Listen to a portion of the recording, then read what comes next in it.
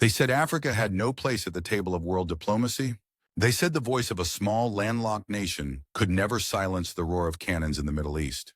And yet, against every prediction, a 37-year-old soldier from Burkina Faso forced the world to pause, to listen, and to imagine peace where only war had echoed. For decades, the blood of children has soaked the soil of Gaza and the West Bank, while the world's most powerful nations failed to halt the cycle of grief. On the 11th of September 2025, something unthinkable happened. Captain Ibrahim Traoré, a man whose own country had known the cruelty of terrorism, sat across from Benjamin Netanyahu and Mahmoud Abbas in Amman, Jordan, and secured the longest ceasefire the Middle East had seen in over a decade. This was not pity. This was not charity. This was sovereignty speaking with dignity, and it came from Africa. Do not look away. What follows may change the way we read the map of the world. Subscribe now and walk with us through a story that history will remember. The Middle East has long been a graveyard for diplomacy. American presidents flew in with motorcades. European ministers arrived with briefcases. United Nations envoys spoke with solemn tones. And yet the guns never fell silent. The cycle of retaliation between Israel and Palestine seemed eternal, an endless rhythm of rockets and funerals. But on the 15th of May, 2025, from the dusty capital of Ouagadougou, a young African soldier-turned-leader issued a declaration that sent shockwaves through every foreign ministry in the world. Standing before his people, Ibrahim Traoré announced that Burkina Faso would host Middle East peace negotiations. His words were simple, but they carried the weight of centuries of silence. The world's most powerful nations have failed to bring peace. It is time for Africa to show what true leadership looks like.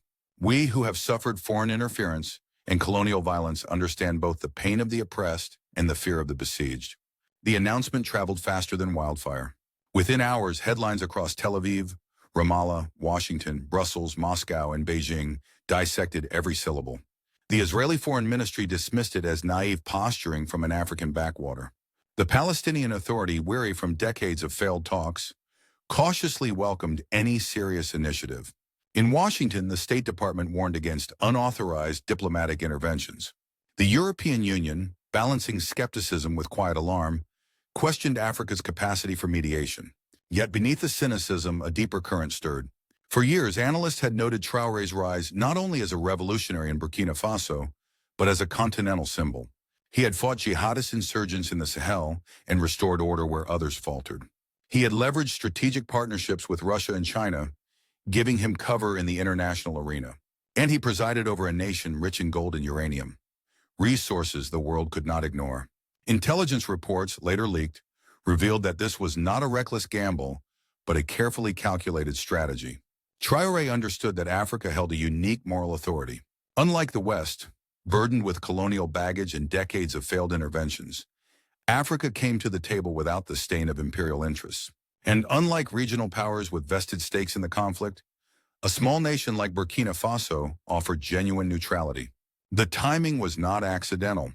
In spring 2025, the war between Israel and Palestine had reached yet another fever pitch. Civilian casualties mounted, international outrage filled the airwaves, but no breakthrough seemed possible. Into this vacuum stepped Traoré, a leader without historical ties to the conflict, yet with moral scars of his own. He compared the villages of Gaza to the villages of northern Burkina Faso, both haunted by the screams of mothers bearing their children. This was not diplomacy in the traditional sense. It was a challenge, a rebuke, and an invitation all at once. It forced the world to ask, could Africa achieve what America, Europe, and the United Nations had all failed to deliver? The weeks that followed were tense. In Jerusalem, commentators mocked the idea of negotiations led by a man they called the African soldier president. In Ramallah, whispers spread of a leader who might finally listen without taking sides. In Washington and Brussels, meetings stretched late into the night, debating whether to ignore, support, or undermine this unexpected initiative. Meanwhile, in Ouagadougou, Traoré quietly prepared. He reached out to the African Union, securing its agreement to serve as a neutral moderator. He opened back channels to Moscow and Beijing, who promised diplomatic protection and, if needed, international guarantees. He gathered a team of African mediators trained in conflict resolution, steeped not in power politics but in traditions of Ubuntu, the philosophy of shared humanity, and palaver, the art of extended dialogue. Then came the invitation. to both Benjamin Netanyahu and Mahmoud Abbas, calling them not to Washington or Geneva, but to Amman, Jordan, a neutral ground with African oversight. The terms were stark in their simplicity.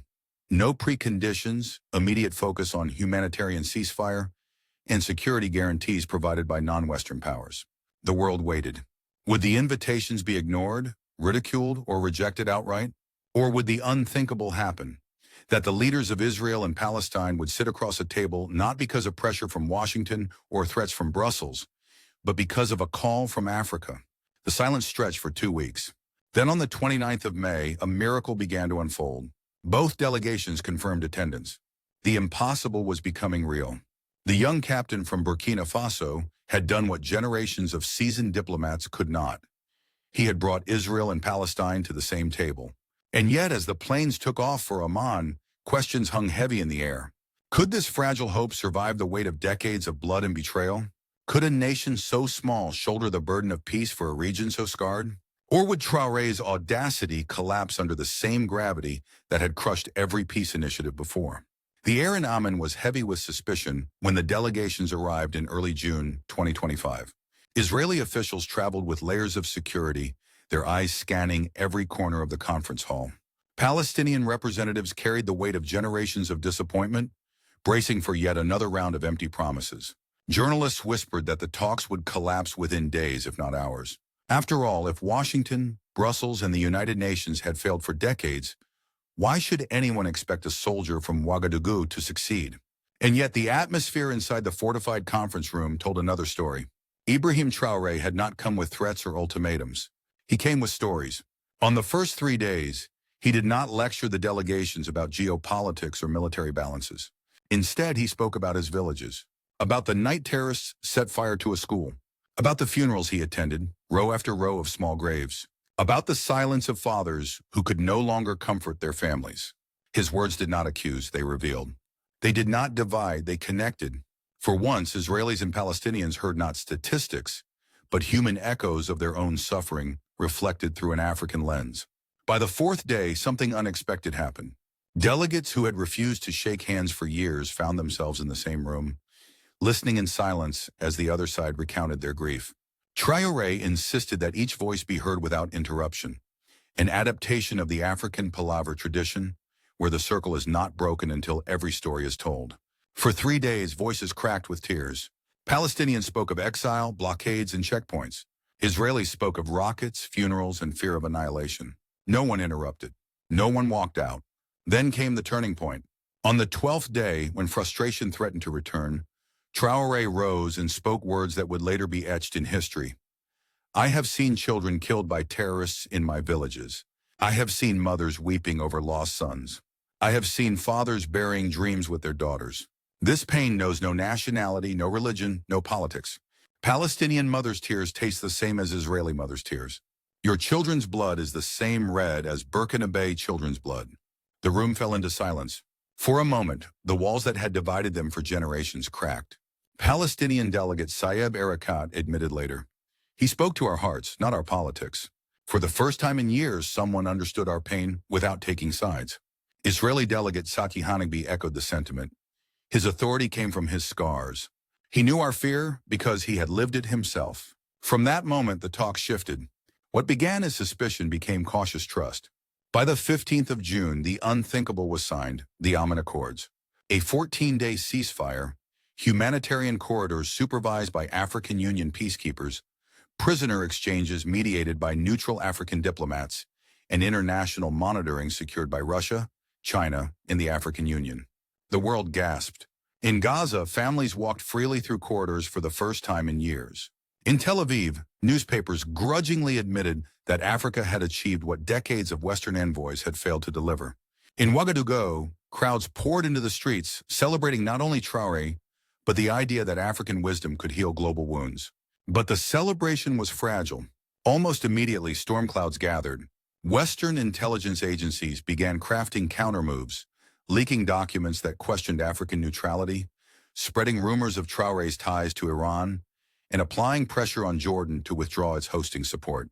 Operation Desert Storm, as later revealed, had already been set in motion. Still, for that brief, extraordinary moment, The impossible had been achieved. For over a decade, no ceasefire between Israel and Palestine had lasted beyond a few days. Yet here, under the guidance of an African soldier, the guns fell silent and stayed silent. The Middle East had witnessed many false dawns. Was this one more fragile sunrise destined to fade? Or was it the beginning of something no one dared to imagine? A durable peace born not in Washington or Geneva, but in Amman under African guidance. The Amman Accords were not just words on paper. Within days, the ceasefire translated into tangible changes on the ground. In Gaza, children returned to classrooms rebuilt with the help of African engineers. Humanitarian convoys rolled through newly opened corridors, supervised not by Western forces, but by African Union peacekeepers wearing the green and gold insignia of the continent. For the first time in years, ambulances carried patients across checkpoints without fear of gunfire. In the West Bank, families long separated were reunited through prisoner exchanges facilitated by African mediators. And in Israel, the quiet skies brought an unfamiliar but welcome sensation: sleep without sirens. The effects rippled far beyond the borders of the conflict. News outlets across the Middle East reported a remarkable statistic: 0 civilian casualties for 4 consecutive months, the longest period of sustained calm in more than a decade. International aid organizations, long frustrated by blocked access, praised the agreement as a breakthrough in humanitarian relief.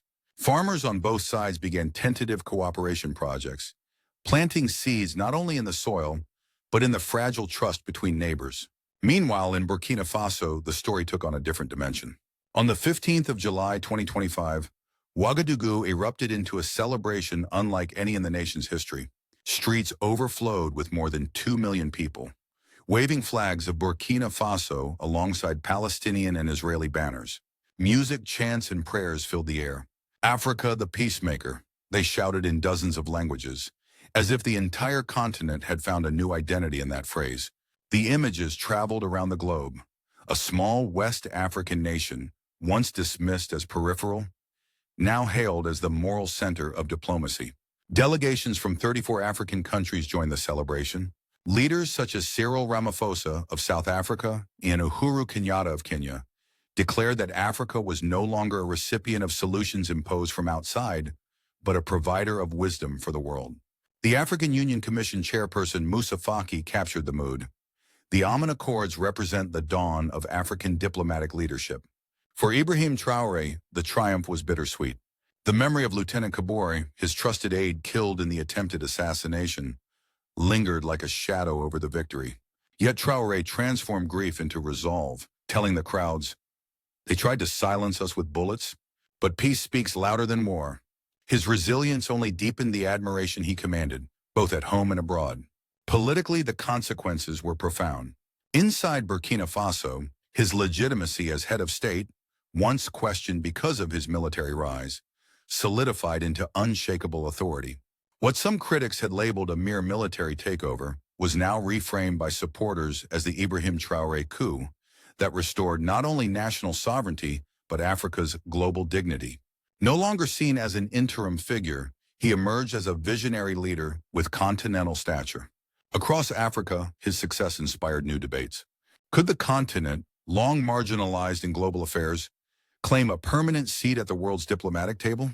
Could African methods of conflict resolution, rooted in community, healing, and dignity, provide alternatives to the power politics of the West? Universities began to organize conferences on the Traoré method. Policy institutes across Nigeria, Kenya, and South Africa launched programs exploring African-led mediation. Yet the very magnitude of his success invited resistance.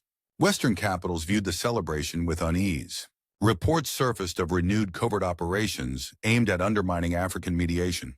Commentators in Washington warned of a dangerous precedent where non-traditional actors disrupt established diplomatic frameworks. In Paris, debates in Parliament questioned whether France's influence in Francophone Africa was slipping beyond recovery. Still, within Burkina Faso, the atmosphere was electric. Streets filled with murals depicting Traoré as Africa's Mandela. School children learned songs about peace forged in Amman. Churches, mosques, and traditional leaders all invoked his example in sermons and ceremonies. The coup that once divided opinion had now become the cornerstone of a national mythology, a story retold as proof that even the smallest nation could bend the course of history. But beneath the jubilation lay a sobering truth. Peace, like a young seedling, required constant care. The ceasefire held, but would it endure under the weight of geopolitical sabotage? Would Africa's triumph be allowed to blossom into a new global order? Or would it wither under the familiar pressures of power and envy? The ripples of the Amman Accords did not stop at the Mediterranean. They traveled across oceans and continents, unsettling the carefully balanced order of international diplomacy. In Washington, policymakers were caught off guard. For decades, American administrations had positioned themselves as the indispensable brokers of Middle East peace. Now a leader from a small West African nation had succeeded where they had failed. Some officials warned of diminished American leverage, while others scrambled to increase diplomatic engagement with Africa, launching new budgets aimed at African partnerships. In Europe, the reaction was more conflicted. The European Union had long championed itself as a moral voice for peace, yet its skepticism toward African mediation now looked misplaced. In Paris, questions arose in Parliament about the waning influence of France in its former colonies. London quietly sought coordination with African leaders, hoping to avoid total exclusion from the emerging framework. Berlin, sensing opportunity rather than threat, pledged funds for African diplomatic training programs. Meanwhile, in the East, the embrace was immediate. Russia stepped in to provide security guarantees for African mediators, showcasing itself as a protector of the new order. China pledged investment in African peace infrastructure, framing its support as part of a shared future of global harmony. Even Iran and Turkey, long players in Middle Eastern politics, publicly recognized Africa's newfound authority in peacemaking. The African Union, once treated as a marginal institution in global affairs, suddenly stood at the center of diplomatic gravity. Its peacekeepers supervised corridors in Gaza, its mediators sat across from Israeli and Palestinian officials, and its emblem appeared on international agreements. For many African leaders, this was the moment they had long awaited, proof that Africa was not merely the subject of diplomacy, but the author of it. Recognition followed swiftly. The United Nations Secretary General praised what he called a breakthrough of moral imagination. Pope Francis invited Ibrahim Traoré to the Vatican for a private audience, blessing the efforts of an African leader who sought peace not through power, but through compassion. A coalition of 147 international scholars submitted a Nobel Peace Prize nomination, framing the Amman Accords as not only a diplomatic victory, but a civilizational shift. For Africa, this global validation represented more than one leader's triumph. It symbolized the rebirth of a continent's voice. Analysts began to speak of a Burkina Faso revolution, not in the sense of guns or barricades, but of ideas. A revolution of dignity and sovereignty that dared to challenge centuries of dependency. If a nation so often dismissed as fragile could broker peace in the most volatile region of the world, what else might Africa achieve when it claimed its rightful place at the table? And yet questions lingered. Could this recognition endure, or would it fade under the weight of old hierarchies? Would the West adapt, collaborate, or resist? For now, the world could only watch as the center of gravity tilted, slowly but unmistakably, toward Africa. The Amman Accords were never meant to be an ending. They were the opening of a door, a signal that something long dismissed as impossible had suddenly become real. And once that door was opened, the calls came pouring in. Ukraine reached out, asking whether African mediators could bring new life to the frozen conflict with Russia. In the Horn of Africa, Ethiopia and Eritrea explored Burkinabe involvement in their fragile border talks. From the Sahel to North Africa, leaders in Mali, Algeria, Chad, and Sudan asked for African Union support in disputes that had festered for years. For the first time, it was not Europe or America positioning itself as the global firefighter of conflicts, but Africa being asked to carry the torch of peace. Out of this momentum came an institution that would crystallize the new role of the continent, the African Peace Institute, founded in Ouagadougou. Here, diplomats, scholars, and negotiators gathered to study African traditions of conflict resolution, to train a new generation of mediators, and to record the lessons of past successes. Its mission was clear: to transform the miracle of Amman into a model that could be applied across the globe. For ordinary Africans, this was not just about prestige. It was about dignity. For decades, their continent had been painted as a theater of wars, famines, and poverty. Now it was being celebrated as the birthplace of hope, as the source of wisdom capable of healing the world's deepest wounds. The young chanted it in stadiums, Africa the Peacemaker.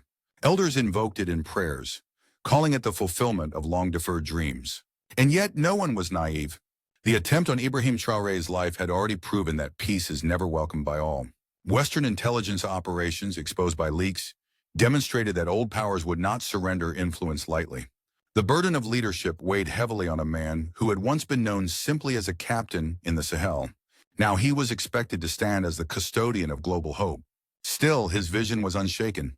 In his speeches upon returning home, Traoré reminded his people that peace was not the absence of struggle, but the courage to continue it. They killed my friend to stop peace, but his blood waters the tree of tomorrow. If one small nation can achieve this, what stops the rest of the world? That question hangs like a challenge. If Burkina Faso can, why not Nigeria? Why not South Africa? Why not a united Africa stepping forward as a diplomatic force to reshape the map of global power?